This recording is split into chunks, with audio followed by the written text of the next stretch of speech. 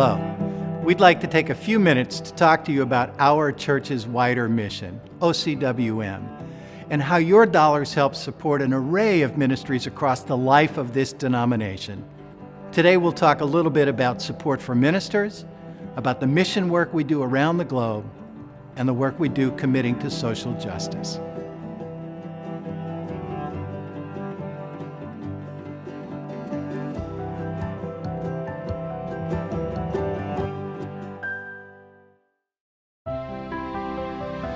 MESA stands for Ministerial Excellence, Support, and Authorization. When a student comes forward and feels a call to ministry, we need a structure that accompanies that student and helps them reflect and discern on their call and gives them a path to step towards that call. The MESA team over the past 3 years has done more than 110 trainings in all 38 of our conferences, focused on training our committees on ministries and our conferences and our associations to prepare people for ministry, to support them and hold them accountable while they're in ministry, and to provide resources for them while they're in transition or in the midst of their robust and life-giving retirements. It is one of the ministries of the national setting of the United Church of Christ that touches every other setting, from conferences to associations to local churches to specialized ministry settings such as hospital and military chaplains. So just recently, our local church called a new pastor, someone who's just graduated from seminary a couple of years ago, and this is her first career. It was a joyous time in the life of our church, and it would not have been made possible without the work of the MESA team. And I know that the resources that MESA provides will continue to help support and strengthen her ministry among us. Very recently, I had a local pastor contact me, just diagnosed with cancer, a very rare form of cancer.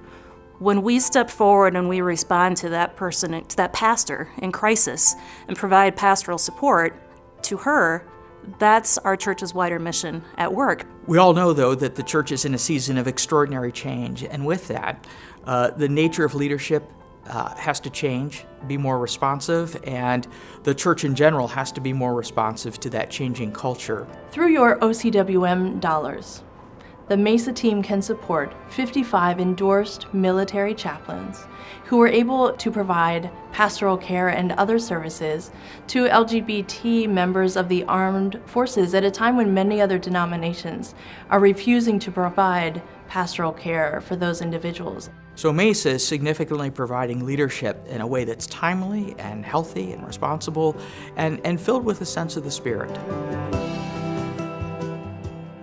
We live in an age where there is much fear and suspicion, and the partnerships that we have in place on the ground that are everyday, ongoing relationships build a kind of connection that can reduce our fear, strengthen our sense of our common humanity, and quite frankly, build a different kind of world.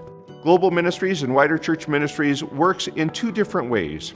First, we work to meet the immediate needs of people who have been displaced or are refugees, and we also work to advocate for justice, that they might live in peace, in security, and in wholeness in the future.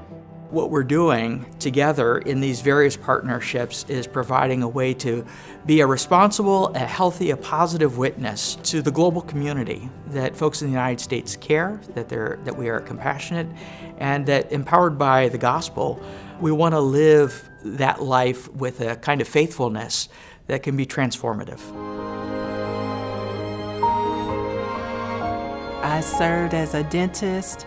I also helped and served as a pharmacist. I did teaching, and also I just joined with the local churches in their missions for justice and peace. I work with a region-wide program for the Middle East on the relationship between religion and state in the Arab world. My assignment is to work on the English language editing for the consortium for whom we work, and that's to prepare books and articles for publication in English. In 2009, we moved to Zimbabwe, where we were mission co-workers for Global Ministries. Our mission was basically sustainability. The children at the orphanage, if they had meat once a month, it was a miracle. So what we did was we started to raise chickens because you can raise broilers really fast, and if you do it right, you can make some money at it, so it's a sustainability situation. We also raised some pigs and got started doing raising corn and sugar beans and potatoes. Potatoes were a big hit.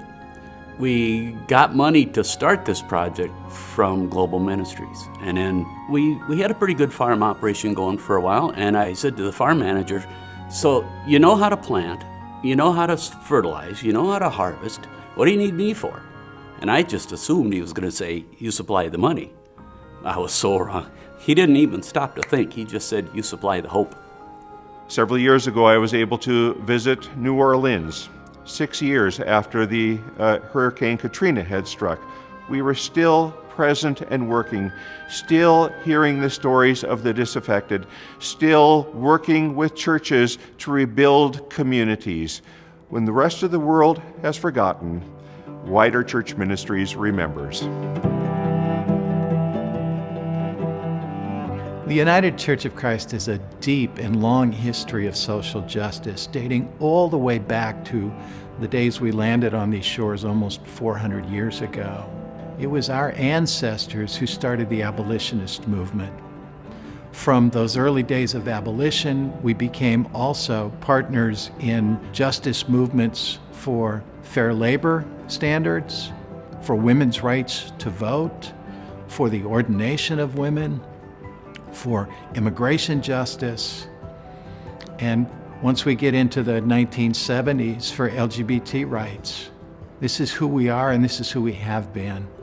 The prevalent social justice issues that the UCC is working on, I would say, would certainly be race, women's issues, women's health, economic, environment, and LGBTQ issues. What I would say is that the United Church of Christ is attempting to make a stand for those things that keep us human. The United Church of Christ is one of the few denominations left that still has an office in Washington, D.C. In fact, our office building is directly across from the Supreme Court building. Where employees fully committed to the core values of the United Church of Christ daily walk the halls of power and justice of this country. But when I say social justice, I mean the issues that concern Jesus, the issues that should concern the church, the feeding of the hungry, the caring for of the poor, the welcoming of the immigrant, the providing for the sanctity and the sacredness of our environment.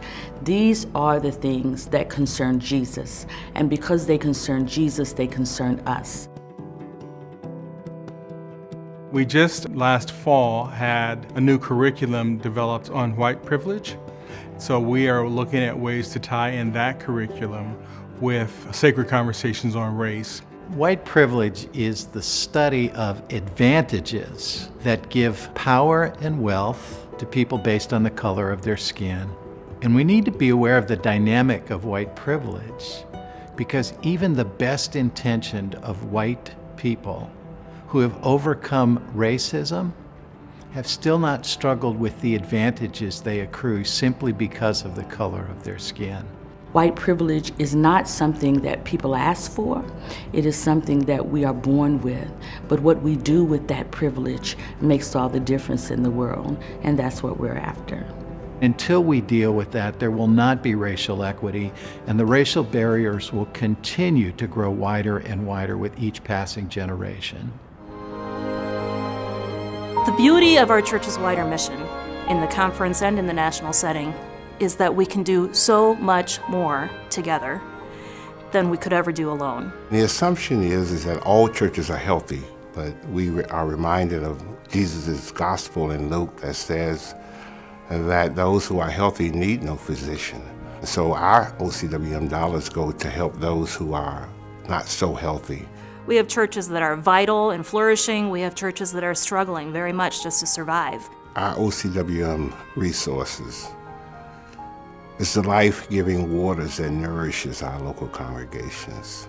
The conference uses OCWM dollars for a number of things, but significantly for providing staff leadership to support local congregations in their ministries. And to provide pastoral care for the ministers in the local communities and local churches, as well as curriculum materials for social justice issues, for Christian education. All these are part of the great puzzle that's put together with the kind of support that OCWM provides. So it's about multiplying our ministry from the local setting to the conference setting and up to the national setting so that we can have a larger voice and make a bigger impact. I want to thank you for your contributions to our church's wider mission. The Holy Spirit envisions a future in which the United Church of Christ matters. And your OCWM dollars helps this denomination live out its missional commitment to love neighbor and to build a just world for all.